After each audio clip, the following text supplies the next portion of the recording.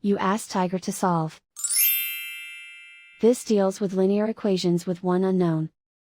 The final result is a equals 11 over 2. Let's solve it step by step. Simplify the expression. Group like terms. Simplify the arithmetic. Swap sides.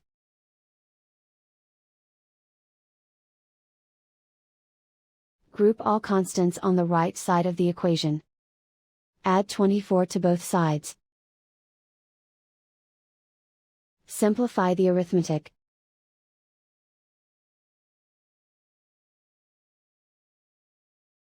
Isolate the a. Divide both sides by -12. Cancel out the negatives. Simplify the fraction. Cancel out the negatives.